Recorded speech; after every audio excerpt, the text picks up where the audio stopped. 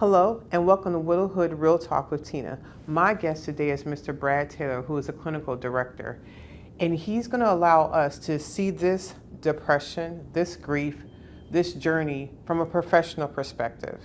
He brings information that allows us to say, okay, outside of the hood that I've given you personally, your hood could extend to the professionals that are assisting you, whether it is someone in clergy, whether it is a therapist, a counselor, it is a professional coach, to be able to hear what other people can do to be part of your hood, to help you along your journey and missing the person that you love.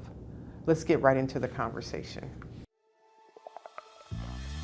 Many people talk about the ups and downs of married life, but no one really prepares you for life after your spouse passes away. Welcome to Widowhood Real Talk with Tina, a safe place for widows, widowers, and their friends and family to talk about love and loss. Find comfort as you listen to honest conversations between Tina and invited guests who've experienced the loss of their forever partner. Share their stories of love, grief, and healing. You are not alone in this journey. Join today's episode and discover a wealth of resources and learn how to connect with others who are traveling the same path. This is Widowhood Real Talk with Tina.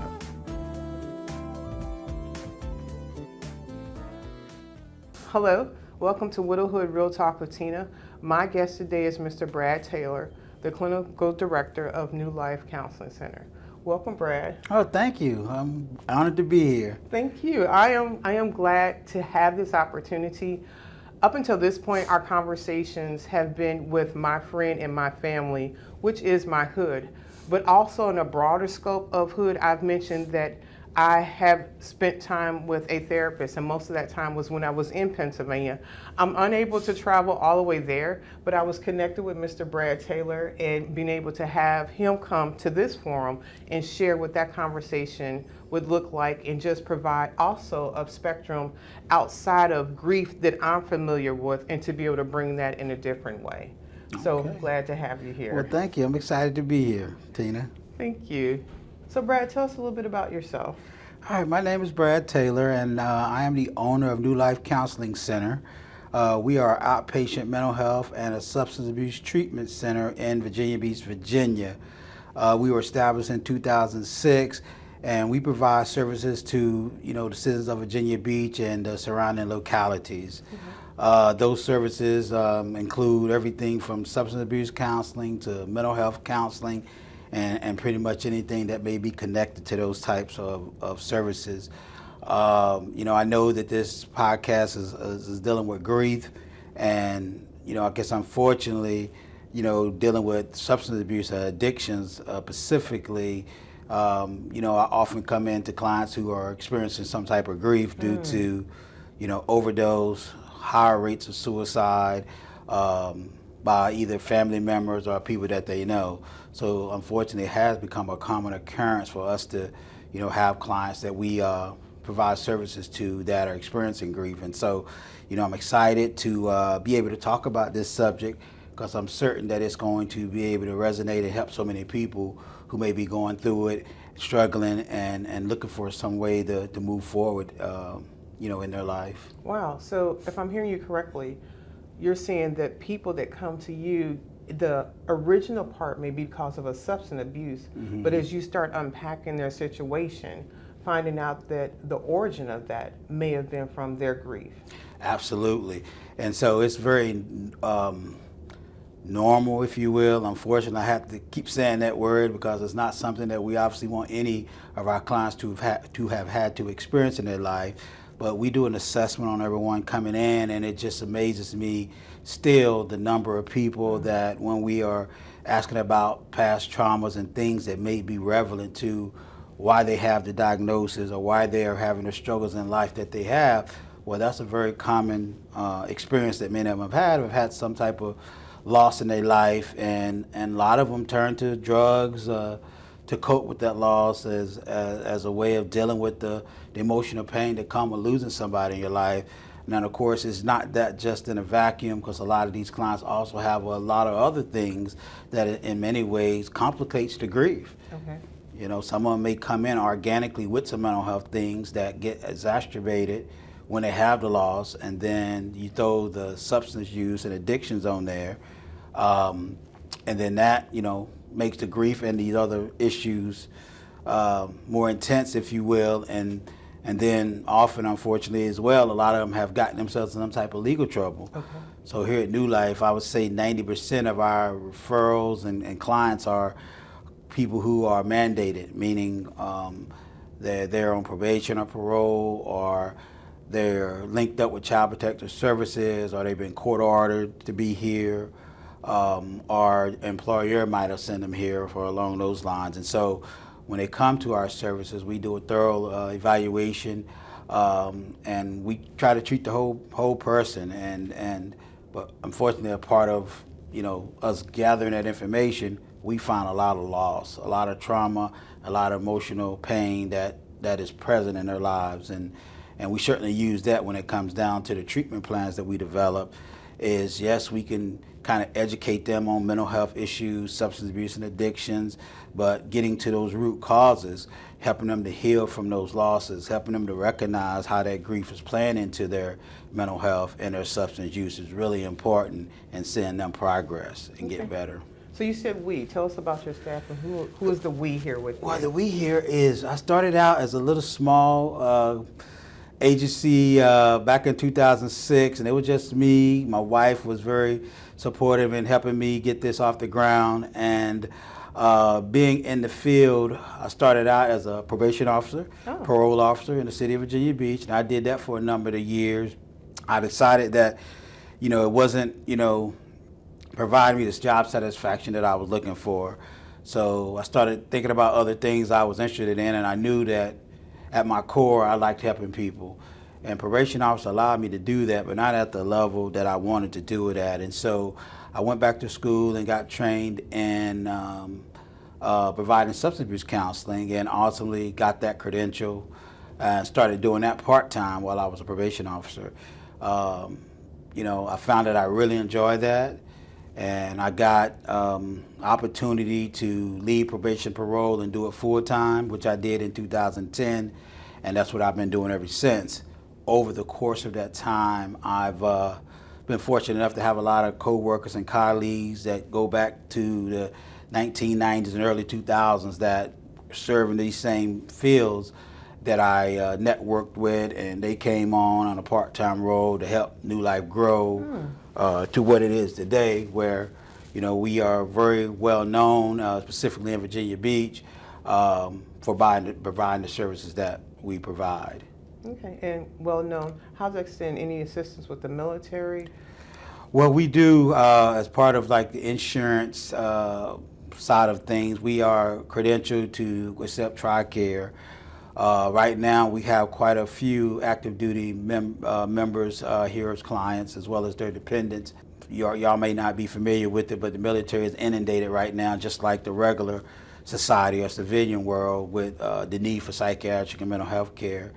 It's backlogged, and it's taken some people months to be able to get an appointment, and it's very common for people to call and find that the practices are not taking new patients. Wow. And so it's frustrating when people are finally at that stage where they're ready to take that step and get the help, only to have someone tell them, hey, we're not taking new patients, or they leave a voicemail, no one calls them back. And those are the type of things that are going on right now, unfortunately.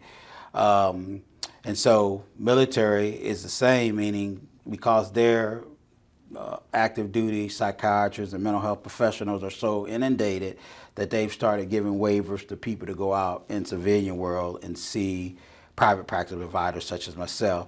And so we are seeing active duty members as well. And on the subject of grief and loss, suicide rates are really high right now amongst the military. And so a lot of those co-workers that come to me, well, the active duty service members that come to me, had co-workers that, took their lives. And so, we're dealing with that grief and loss that they have around that as well. Okay, thank you. You also meant, so with the shortage, and we're still in a place in the world of COVID, do you offer virtual, or is it only in person? How are your services provided? Yes, good question. We are still offering virtual sessions, but we give our clients the option to which one they prefer. What we found with virtual services is that they're convenient. You know, people can get home after a long day of work and go into their office or, you know, where they have their setup at and, you know, relax, and attendance and people engaging is much more at a higher rate than it was with in-person sessions. A little bit more. Well, the in-person sessions, for the people that are invested, you know, their attendance rate is high as well.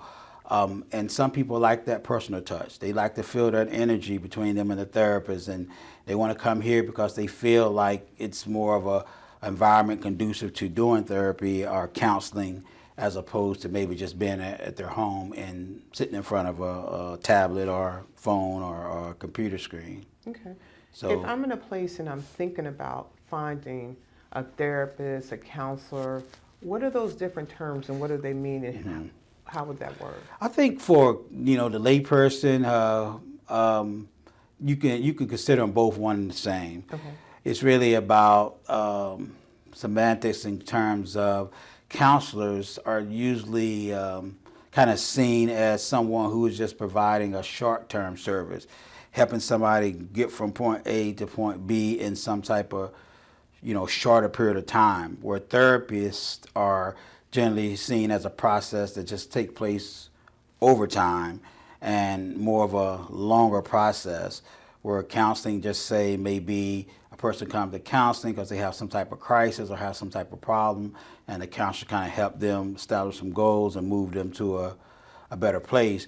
Therapy is doing the same thing, but, you know, therapy tends to be something that's more of a longer term process than just, you know, counseling can be as short as 8 weeks or 4 sessions, where therapy can tend to be lifelong if the client, the patient, is continue to benefit. And usually it's standard practice for most therapists and counselors to see their, and I consider myself both, because I have some clients that, you know, I work with for a specific length of time, help them achieve a goal, and then, you know, they discharge themselves.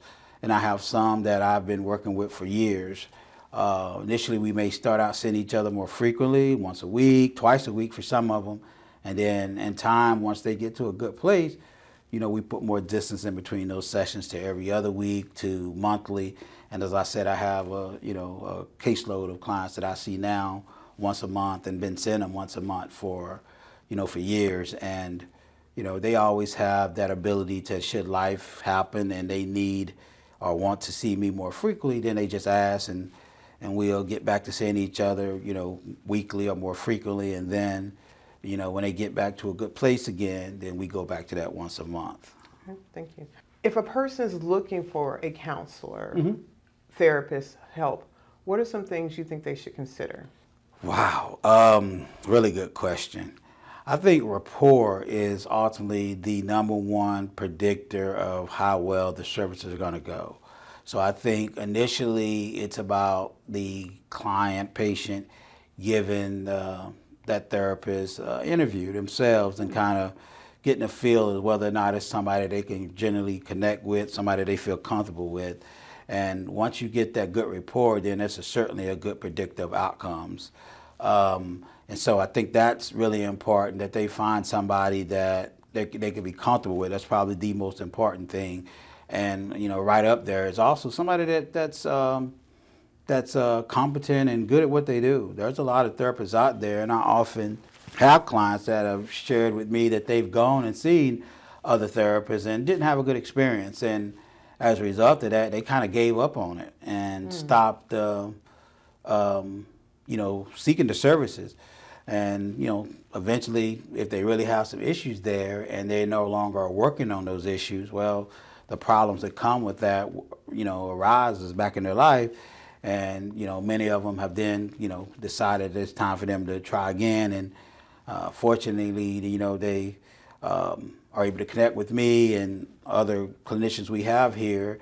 And, you know, I like to say we are proud to say that we do a good job of providing good services. We have good, competent counselors here who have demonstrated their ability to connect with clients, show that they really care.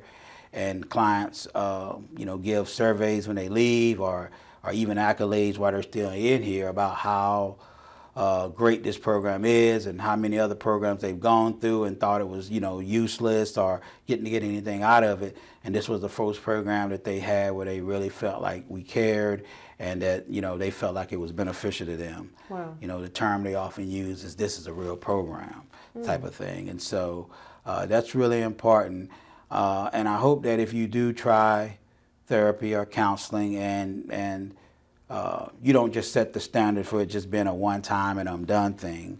I say a good 4 weeks is usually a good time frame for that relationship to be established, or at least for the client to have a reasonable feel for whether or not it's going to be a good connection or not. Okay. And so I have had clients that came to me once and just the vibe wasn't right, the energy wasn't right, and and yes, even though they told me when they left that day they were going to continue to see me, they would counsel and not follow through, and that's okay. Maybe I wasn't the right fit for them, but sticking with someone long enough to really get a sense of who they are and see if that vibe and the chemistry and the connection and alliance is there. It's impossible or unrealistic for somebody to expect that to happen in their very first service.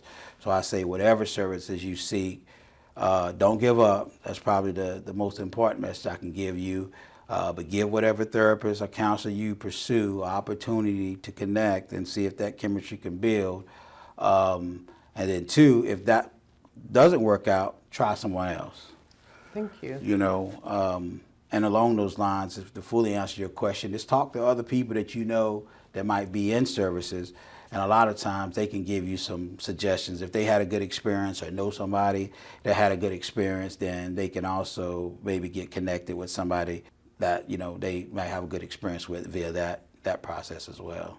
Thank you. So the idea of grief we've talked about up until this point has been strictly related to the death of a significant loved one. Mm-hmm. What are some other areas of grief that you assist people in dealing with? And I know you won't list them all, but those that come to mind right now. That's a very good question to bring up. Grief can come from not just a loss of a loved one, but loss of a marriage, loss of a job, loss of a dream, loss of pets. We get people who, had a pet, a dog, or that had been in their life, and as you hear some people say, their pets are their children.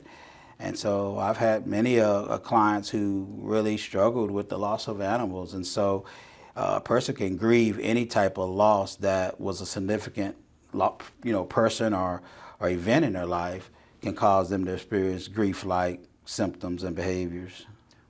Thank you. When we experience grief, what are some things that you think that prevent people from wanting to seek someone professional to help them? Well, unfortunately as well, the stigma of therapy is still being someone or something that only crazy people do, that, are psychotic or done lost their mind. And so a lot of people are, embarrassed or ashamed to seek the services because they don't want to be associated with being crazy. And that's sad because a lot of those people are unfortunately suffering in silence, and they're going through life, and because they don't seek the professional services, they turn to maladaptive, unhealthy ways of coping, and that's where you get the alcohol use and the all kind of unhealthy behaviors that people try to, or unfortunately get into as a way of just kind of disconnect from that pain, even if it's just for a day or a night or a couple of hours. And so, I think that's probably the biggest is that, that stigma that is there too, and not so much in recent times is insurance. There was a lot of population of people who couldn't afford insurance, and the Affordable Care Act came along, and you find that a lot more people do have insurance now, and because they have that insurance, they are able to, get into these type of services. I think that's made a huge difference in their ability. I'm gonna wipe myself real quick. That made a huge difference in their ability to connect with these services. And it's been awesome that you have now people with the resources to connect with these services that traditionally hadn't been able to do that. And so that's really is a great change that's came about in recent times, that you find people with Medicaid, and Medicaid is a zero copay, and You so said zero. zero copay. Copay. And so that's really nice. There's no Yes. reason for someone not to seek these services, because even with HMOs, there's usually still some type of copay, $25, $30, but for some people, that's a lot of money, when you Yes, have it is. bills and you're trying to feed kids and gas. And so Medicaid has been, I think, a really big help in aiding people who traditionally would not been able to access services now to be able to do so. I'd like to share a little bit on my personal side as far as therapy, if we can, for a little bit. Over this conversation, you've heard a lot of people say, Tina, I think you're really strong, or you're one of the strongest people I know. And I hear those questions, and then at the same time, when I tell people, oh, I see a therapist, they're kind of shocked. And they go, oh, well, you seem so strong. That is why I am strong, because having the ability to recognize my incapacity to manage it all mentally, and to realize I need a safe space. I need someone that is a professional. I think about the idea, if I cut off my arm, and if I was walking around, you would see that my arm was cut off. And everyone would try to assist me. If I was trying to pick up a bag or something, there would be more people helping me because they could see the apparent missing of the arm. But I have found, for me, the things that have happened in between these 2 ears, the grief, the dealing with the breast cancer, the loss, trauma, difficulty at work, all those things piling on top of each other, I was going to crumble. And the only way that I found for me to be able to do that, because the other thing I've learned, grief and pain is going to come out one way or another. And I needed a way that I could continue to live healthy for me. And having a therapist in my life is just like having a general practitioner. If I'm gonna have a dentist, I'm gonna have a therapist, because life is gonna keep lifing on top of me. And I don't want to get to a place that I can no longer manage that. And I know from my African American viewers in our community, that whole idea that we don't do that, we rough it and tough it out. There are some things that you may be roughing and toughing out, and it may be other ethnicities that are dealing with that, or that stigma. Consider your well-being and look to see what things are there that can help you, because you may be talking to a friend or a girlfriend or parent. They don't have that non-biased position or that professional background to maybe give you some guidance. So I'm just sharing my experience as you're considering that for yourself, how it's been helpful for me. Well, I appreciate you sharing that, Tina. And I'd have some experience or knowledge of your journey, and it is really inspiring. And that's why when I heard that you were going to be starting this podcast, and the focus of it was going to be support people who are going through grief, I thought you'd be the great person for it, because you are, a textbook kind of ideal story of how successful someone can go from having something that was so traumatic in their life, but yet still go on to find love and to find meaning in life and purpose again. And that's what it's all about. And yes, it's great when we got a good supporting cast of loved ones and family members and friends who come by and give us hugs and tell us it's going to be okay. But you may not feel okay. Just because they say it, it doesn't mean that the pain, the loss, the profound sadness, the thoughts, they continue to persist. And people who don't get the help that they should get, the professional help, oftentimes go from something that could have been a more of a temporal thing, meaning going through the grief process and returning to normal functioning, to something that becomes more pathological and turns into some type of depression or anxiety, and people start to have trouble, beyond just things that maybe initially was associated with their loss.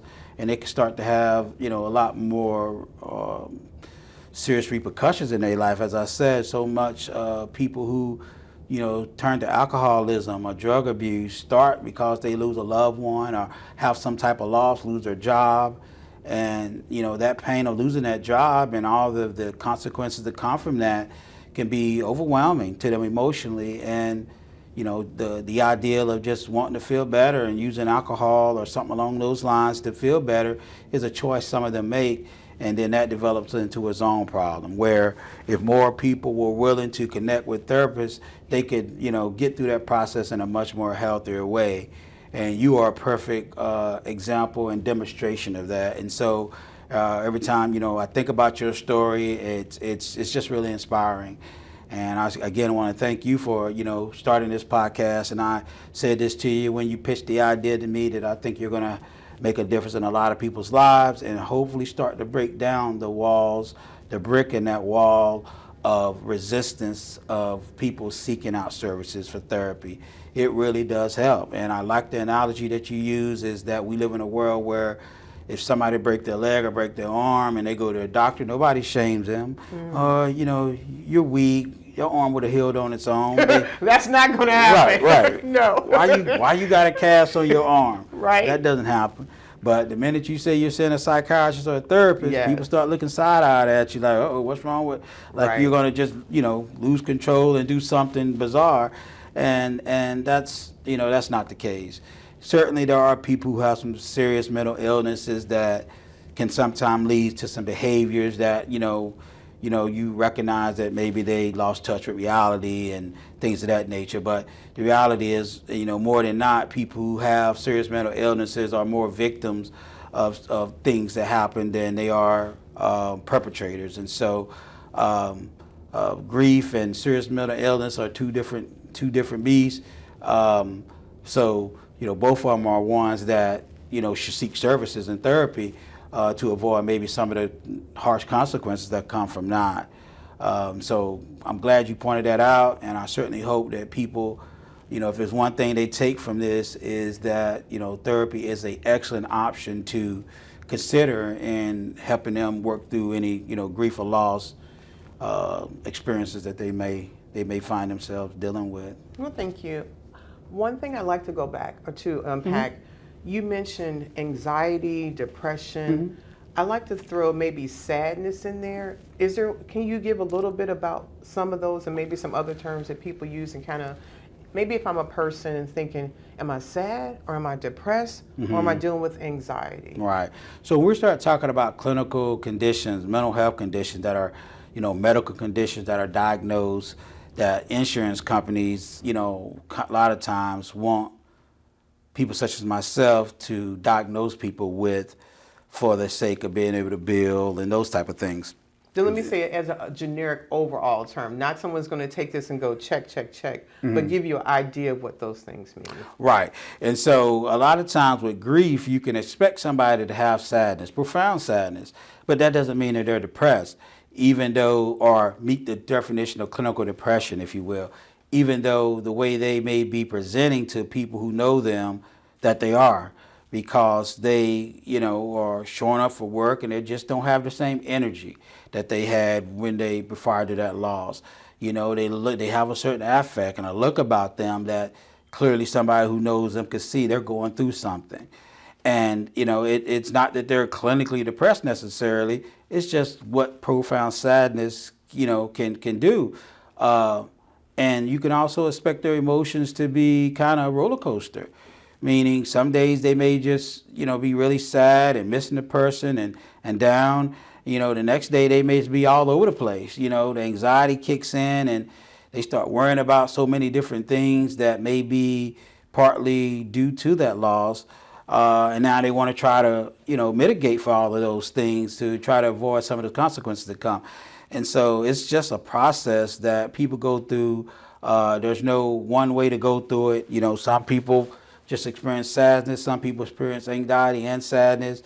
Some people, allow all of that to manifest into something, that could be more clinical, medical, such as, depression, and the level of services that those folks will need all varies. the first line of approach should be therapy. It's always a good line of approach. Along with that, joining support groups, and getting involved with other people who can, identify with what you're going through and can support you with, working through the grief process, can be very helpful. Therapy can be very helpful in combating the progression to it being something more medical or clinical.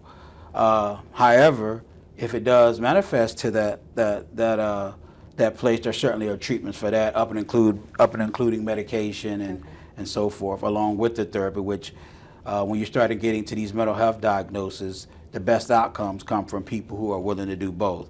But when you talk about that, especially in the African American community, that's another one of the stigmas. Not only do we just have this stigma about therapy, but we have just as equally as much, if not higher, stigmas about mental health medications and not being open to going on those medications for whatever cultural beliefs or lack of education about what they are. Oftentimes we hear people talk about they don't want to feel like a zombie and things of this nature. And so I get it and I respect that. But because they harbor or hold those beliefs about therapy or about medication, well, nobody wants to, seek those services. And unfortunately, they could be benefiting and getting to a healthier place if they were more willing to do so. So I hope that, this reaches some people who may be going through some loss or grief or just any type of mental health challenge that's having such a negative impact on their life, and that they consider doing therapy and seeking support from others who may be going through it, whatever they're going through, and if it leads to them needing to be on medication, well, that's always a good option as well. I'm actually glad you mentioned medication. I forgot about that part. When I was going through the breast cancer, it was really hard. It was very difficult to balance the treatment, the amount of time I needed to try to do life things. And I had a massive hysterectomy in November of 2016. Then my late husband, Mark, passed away March 2017 unexpectedly. And I could not sleep. And my therapist, the first thing that we talked about was me not sleeping. And I was very apprehensive, like, oh, here comes the medication thing. What is this going to be? But I wasn't doing well, and there was no oxygen going to my brain. I wasn't having any turn-off time. And we just started looking at what was helpful for me was just some melatonin, just to be able to turn my brain off. That was the first step in the conversation to see how that would help me to be able to do better. And that was what I needed. Absolutely. To just be able to get some rest, to give the brain some shut-off time because it's spinning, the mind is going. Yeah, and for those who don't know about melatonin, that's something that our body naturally, produces anyways that makes us fall asleep. Well, obviously now they sell it and you can take it, and it's already something naturally the body makes, and it can really benefit people's sleep. But in regards to, I'm glad you bring it up, because when we start looking at trying to move a person to a healthier place, one of the first things that oftentimes goes are people let go in their life, or the basic things that they need to be, rallying to make sure they do well, such as eating, sleeping, exercising, staying connected to friends. If you start looking at the symptoms or the behaviors associated with grief or any type of loss or difficult period of that somebody goes through in life, those are a lot of times the first thing to show up. They're not sleeping well, they start skipping meals, or they start eating too much, comfort eating, excuse me. Comfort eating, I know I won't. It can get you quick. I think that would be the one I would choose. I'd probably be the one to eat too much versus not eating. I'm like, that would get me first. Ice cream, here we come. And so, but at the same time, those are things that are so vital to us being well. Yes. The body needs good nutrition and food and things to function at its best. It needs to shut down. So you need good sleep so the brain can recharge, re-energize, and refresh. But unfortunately, people, going through that, those are the things they start to have challenges with. So yes, that is, good therapy for some therapists to focus on what to a client or a patient seems like minimum.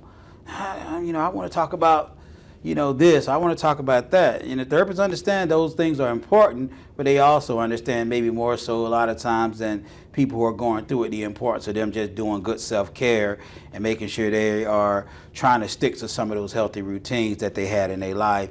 And that really makes the recovery time, if you will, or the process go a lot more effective than when you're going through those things, but you also are not sleeping, eating, and then your immune system, you start getting sick more commonly, and your immune system, gets lowered because you're not sleeping, you're not eating, your stress is up, and all these things play into how we function. And so, the therapist that you met with who advised you to focus on getting good sleep, that was really good sound advice. And so melatonin is one of the ways that can do it, but there's so many other products out there. There's teas. Now, when you want to get away from substances that you take, there's other therapies for that. People meditate.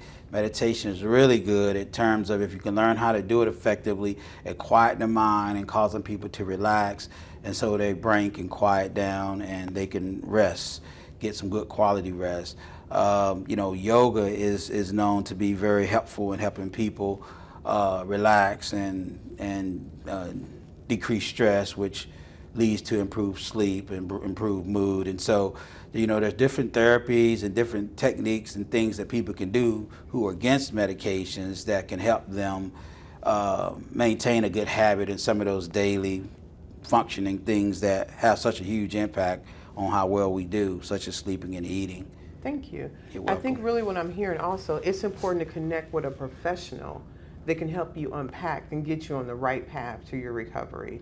You mentioned about people feeling like the therapist is not talking about what they want to talk about. Mm-hmm. Can you unpack that a little bit, what that Mm-hmm. looks like? Me coming in, what I think we're going to talk about, direction you may take us to Right. talk about. And it's challenging. It's probably one of the most challenging things as a therapist is that, we recognize the importance of nuances that, from the perspective of the client or the patient sitting across from us, these things so insignificant like the sleep and the eating and, support system and working out. But we understand the importance of that. Oftentimes the clients want to get right down to, give me a reason why or when I'm going to feel better. This person, passed 2 months ago and I still cry every day. I get it. We want to get to that. We want to look at how we can help you to start to have more better days, and eventually be able to get through whole days. It's a process. But in order to help you get there, I guess more efficiently, yes, we still need to address these things that may seem insignificant to you, but as trained, professionals, we know how important they are, that people get that sleeping and eating. People come to therapy with a lot of their own preconceived ideas of what that experience is going to be like. And, a lot of times they think that, they can come in here and, there's going to be a few conversations and they're going to be well. You can probably speak to that better than me in terms of it's a process and everybody's journey is different.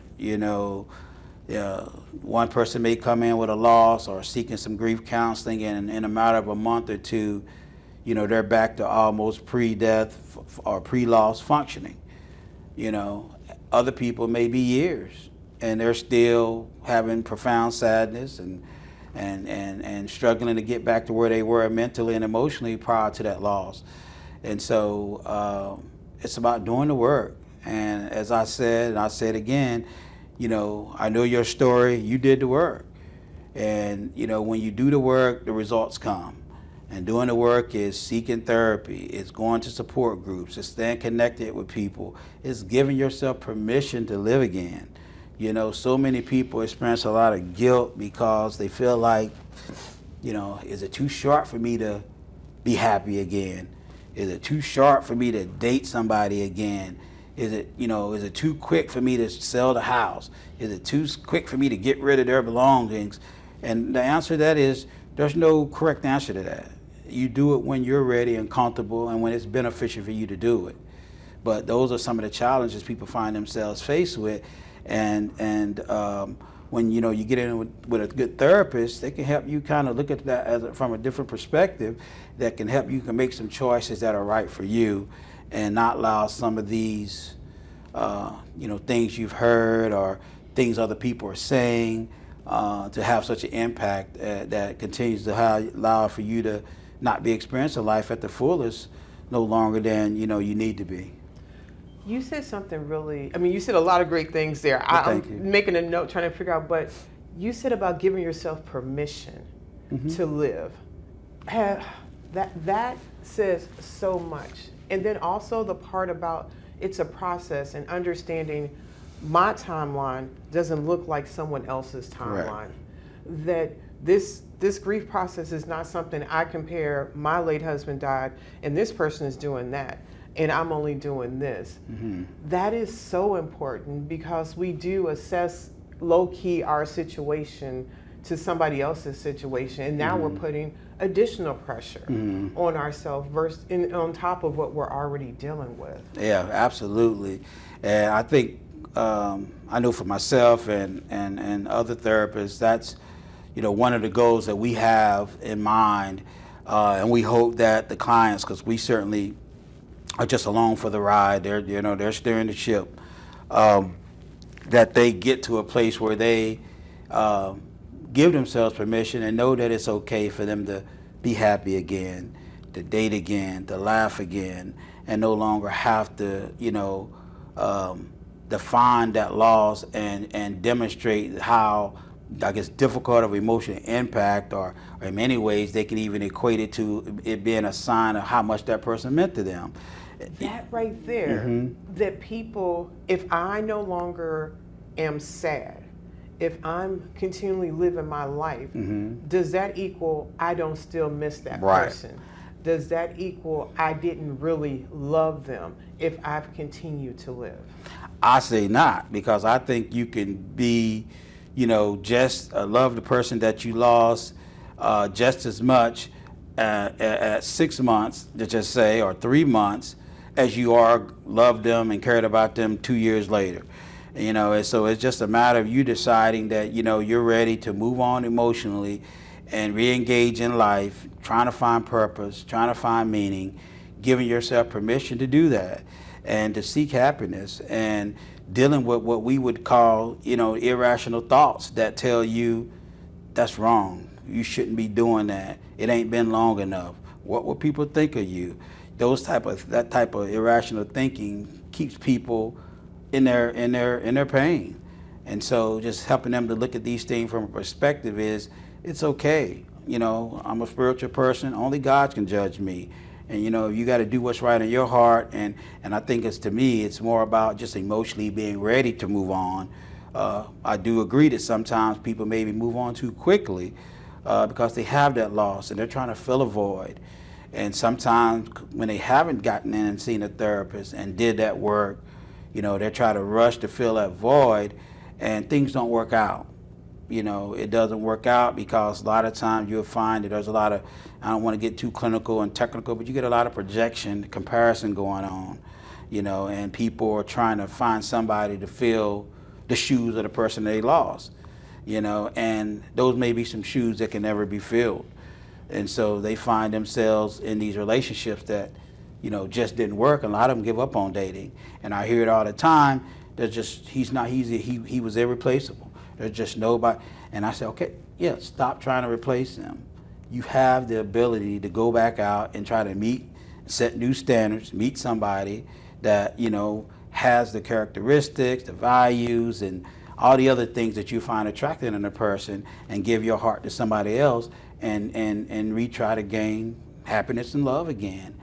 And so those are the grief loss stories that I think that have the healthiest outcomes, the ones that go from being at a place in life where life itself is in question to being in love and happy again, in many ways at the same level they did with the person that they lost.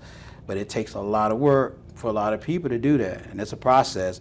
But it is a process that if you're willing to invest in and to put that work in, it's achievable. I think also, thank you for that, that process about being happy. You may have been with the love of your life, and marriage and dating is not on the box of happiness. But how is it just learning how to be happy with yourself Oh, and then start absolutely. identifying what makes you happy now in this new season of your life? Absolutely, and that's where specifically with in regards to dating is, is people often got married and and things of that nature because they wanted somebody to spend their life with, and they appreciated that about life, and they would like to have that feeling again that comes with having somebody to share life with, but when they have not done the work, You and know, they don't want to get married again. They just want to be happy with them.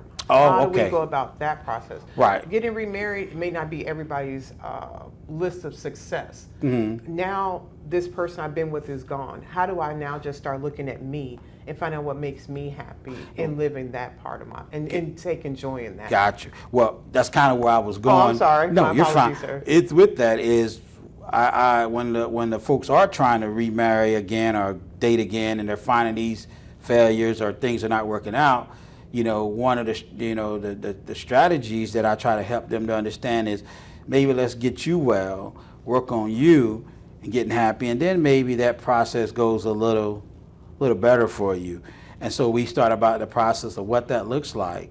And again, it's a process because when you are enmeshed, emotionally and financially in so many ways with somebody else, and that person's just learning to live again independently, it can be a challenge, and just learning what that looks like.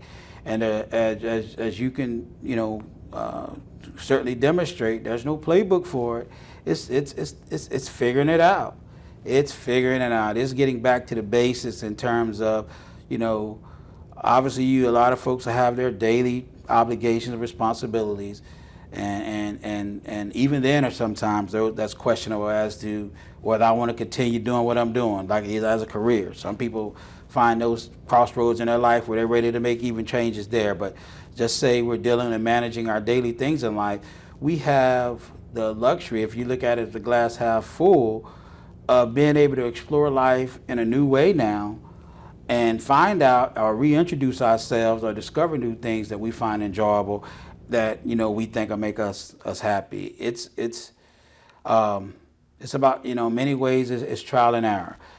Certainly you can look at some of the things that you enjoy, you have passions about, and those would certainly be the suggestions that I would make to, hey, try this, try that, since you like this and that, and it's likely that you'll find that those things are enjoyable and they bring meaning and happiness to your life. And therapists can help folks going through that, try to figure that process out. There's so many components that you take in consideration. The spiritual. I know you're a spiritual person. I am. Sometimes that's lacking. Is a person need to redefine or have that spiritual awakening and reconnect on that level. And so we're kind of look at the model of what ideally happiness may look like for them in theory, and then let's pursue it. Let's see if the evidence bears truth that if these certain things happen in your life, are you able to look yourself in the mirror or say, hey, I'm happy? And for that's very subjective. For everybody, that's something different. As you said, for one person it may be finding love and marriage again. For the next person it may just being able to find peace after that loss. And it doesn't necessarily mean whether they have a significant other or spouse, but going from a place where they're questioning why things happen, and unfortunately, I hate to say it, some people, there's a high rate of people who take their own lives after the loss of a significant other. Just life can be that overwhelming, and to go from that place to just being able to find reason to live again and find joy in life alone without necessarily having a significant other is a huge accomplishment and journey and goal for a lot of people. So I think it's, I guess the circle back, I think it's important for someone going through, and I think because you're a woman, that I kind of focus a lot of my examples around women who've had a loss, but this certainly applies to men as well. It's really important that we do that individual work and try to get back to a good place individually where we happy, and then find somebody that can complement that. Wow. So I could go all day with Brad, but he started this conversation by saying they are very popular, and he has a very busy schedule. And we're getting to the place that we do need to wrap this up, but I can tell we will have more conversations with Brad along this journey. So before we go, any closing comments, things you feel like you wanted to hit on or to share? Well, I want to first of all say thank you, invite me for this opportunity. This is the first time I took part in a podcast. Hopefully it won't be a last. Certainly, as you said, there's a lot of things that, went unsaid today in such a short period of time. We get into this. This is my passion. So certainly if you want to have me back, I'll be more than happy to come back at some future date. But anybody who sees this or hears this podcast who find themselves resonating with some of the things me and Tina talked about today, please seek the services. My website and contact information will be posted, and you can certainly give our office here a call, and we'll get you scheduled to come in and at the very least assist you with connecting with somebody if that's what you choose to do. And so I think my takeaway would be that I hope that we've reached people who may be experiencing this or know somebody who's experiencing this, and kind of advocates and supports them with getting that help. Because if you're willing to do the work and invest in yourself, the reward, the payoff, the return on that investment is huge in terms of getting back to your happy place. Thank you. Now, in the beginning, I believe you said that you're located here in Virginia. Do you work with people outside of the state? Well, for insurance purposes, military, because of their unique situations, TRICARE allows you to cross state lines. But for my licenses that I have, I'd have to work with Virginia residents only. I see. I am in the process of getting a Florida license, so I will be able to work with people who are residents of Florida. But anybody that resides in the state of Virginia, we can work with. We do have out-of-pocket sliding scale fees for the paid services that, if we're not using the insurance, then we have abilities to provide services outside of the state area as long as we're not using insurances. Okay, and I think you could, if I didn't have the means to pay for it out of pocket, you could maybe assist me by finding someone outside the state. Maybe there's a national service, but you could help me work to find someone else in my area. Absolutely. Okay, great. Yeah, Virginia has a really good, public mental health system. Maybe I shouldn't use the word really good. Maybe established is a better word, where most counties and cities have what's called a community service board, and they provide mental health services for people that are indigent or citizens of their city or county who don't have insurance or maybe can't afford it. So you can certainly connect with your local community service board and have some free mental health services. Faith-based or nonprofits, that's a good avenue to go in terms of being able to get services that are inexpensive, as well as a lot of times they don't have to have all of the regulations that for-profit agencies like New Life have. And so there's certainly ways for people to be able to connect in and out of state. We do provide, as I said to you earlier, virtual services as well. Some folks don't have, means of transportation. Certainly in the city of Virginia Beach, public transportation ain't what it is in the bigger cities. It's not Chicago in the hood. And so that virtual, as I said earlier, has been huge for people who can just go in a bedroom, close the door, get in a private space, and hit a button, and their therapist is right there. And so it's been a pleasure. Well, it definitely Thank you has for been. having me. Thank you, and thank you for being here with us. Hey, thank you guys. Wow. I am so glad that Brad accepted the invitation to be in our journey and part of this conversation. There is so much that we just don't know. And being able to partner with a professional to help you navigate this loss of the person that you love that has driven you to this conversation can be so rewarding. I am looking forward to the next conversation with Brad, but I'm glad how he talked about this being a process. I'm glad how he was able to share and break down when we see depression, sadness. Thank you for spending another episode with Widowhood Real Talk. If you found the contents of today helpful, share the episode to anyone you know who may need it. Subscribe to the show and tune into Widowhood Real Talk each week. Then visit widowhood-realtalkwithtina.org to join the community and access additional resources. Remember, you are not alone in this journey.